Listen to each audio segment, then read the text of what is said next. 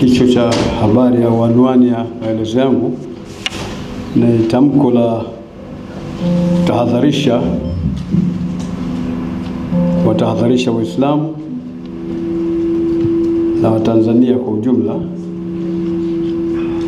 kuhusu magonjwa yanayoendelea kujitokeza nchini kwetu.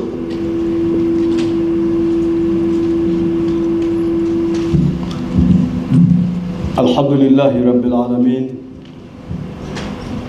wa ashhadu an la ilaha illa Allah waliyus salihin wa ashhadu anna sayyidana wa habibana wa azimana Muhammadan abduhu wa rasuluhu al-mab'uth rahmatan lil alamin sallallahu alayhi wa ala alihi wa sahbihi al-ghurr al-mayamin. Amma ba'd, ndugu waandishi wa habari, Waislamu na wananchi wote kwa ujumla Tanzania, kutokana na kuongezeka kwa baadhi ya magonjwa yanayojitokeza katika maeneo mbalimbali nchini kwetu,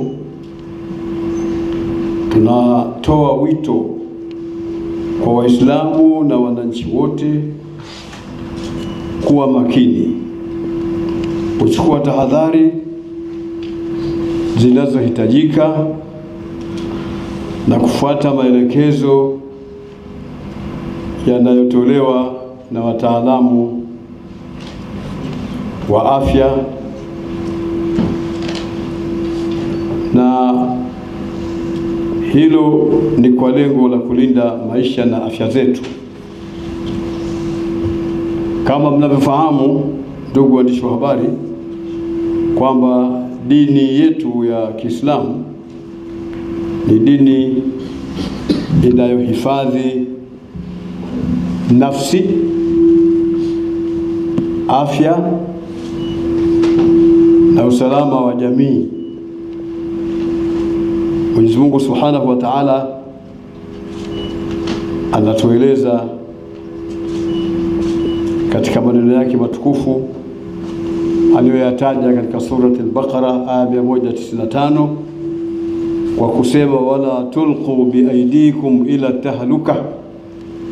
Manake ya jumla kwamba msijiingize katika maangamivu, msijiingize wenyewe katika maangamivu, kwa sababu ni haramu kwa Muislamu kujiangamiza au kujitengenezea sababu ya kujiangamiza.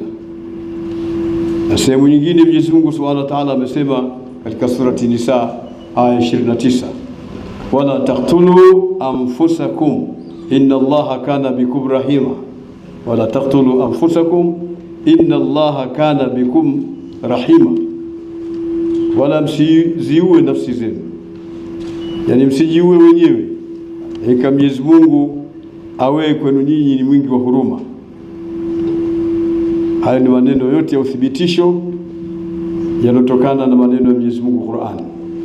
Ama Mtume sallallahu alayhi wasallam yamesema la dharara wala dhirar katika ile hadithi aliyopokea Ibn Majah, la dharara wala dhirar, yani hakuna kujidhuru wala kumdhuru mwingine. Maelezo ya bwana mkubwa bwana Mtume Muhammad sallallahu alayhi wasallam. Na katika hadithi nyingine inayofungamana na mambo kama haya ni ile aliyosema Mtume sallallahu alayhi wasallam, ambayo ilipokewa na Imam Bukhari na Muslim, idha sami'tum bit-ta'un bi ardhin fala tadkhuluha wa idha waqa'a bi ardhin wa antum biha fala takhruju minha. Maelekezo mwenyewe salawatullahi wa salamu alayhi.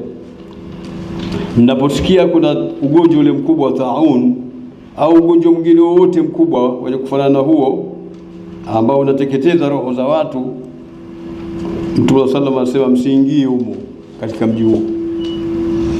Na ikiwa itatokea nyinyi mmo ndani ya mji ule, basi msitoke mle ndani ya ule mji, bakini pale pale. Hii ni hadithi inaonyesha wazi wazi umuhimu wa kuchukua tahadhari. na kufuata maelekezo ya wataalamu na kuzuia namna yote ya kuenea kwa maradhi katika jamii. Hivyo basi tunatakiwa kuzingatia usafi wa mwili, mazingira na vyakula. Haya ni mambo muhimu sana. Kufuatilia taarifa rasmi kutoka kwa wataalamu wa afya na serikali. Kuwahi hospitali au katika vituo vya afya kila inapoonekana dalili za maradhi. Kila inapokuwa kuna dalili za maradhi, basi watu wakimbilie hospitali au vituo vya afya au mahala ambapo watu wataweza kupata tiba. Kuepuka kuenea taarifa zisizo na uhakika ambazo zinaweza kuleta hofu au mkanganyiko katika jamii, na hilo ni jambo halitaki Mwenyezi Mungu Subhanahu wa Ta'ala, na amekataza sana Mtume wetu Muhammad sallallahu alaihi wasallam sana kupeleka habari ambazo zinaweza zikaleta taharuki katika jamii.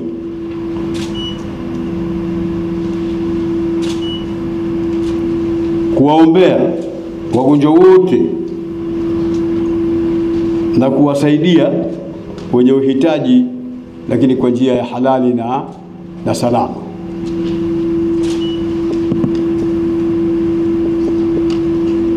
Nataka niwakumbushe pia kwa kuchukua tahadhari si dalili ya udhaifu kama ambavyo baadhi ya watu wanaweza kaliona hilo. Sio dalili ya udhaifu, bali ni dalili ya nguvu ya imani, bali ni sehemu ya mafundisho ya dini yetu tukufu ya Uislamu, ambayo Mtume sallallahu alayhi wasallam kwa hadithi nyingi, na dokeza hii moja tu, amesema tadawau ibadallah fa inna Allah lam yad'a da'an illa wada'a lahu dawa. Jifanyeni dawa yenye waja wa Mungu, kwa sababu Mwenyezi Mungu hakuweka ugonjwa ila amewekea dawa yake. Katika kipande cha hadithi nyingine na kwa mapokezi mengine, kuna kipande katika kinasema alimahu man alima wa jahilahu man jahila. Ameijua dawa hiyo aliyojua, na hakuijua yule ambaye hakupata bahati ya kuijua. Hadithi ilipokewa na Abu Daud na Ahmad.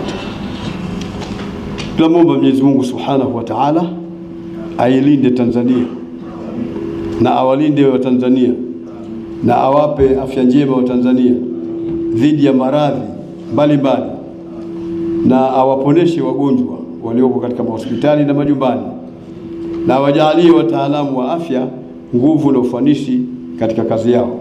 Wallahu waliyut tawfiq. Wassalamu alaykum wa rahmatullahi wa barakatuh.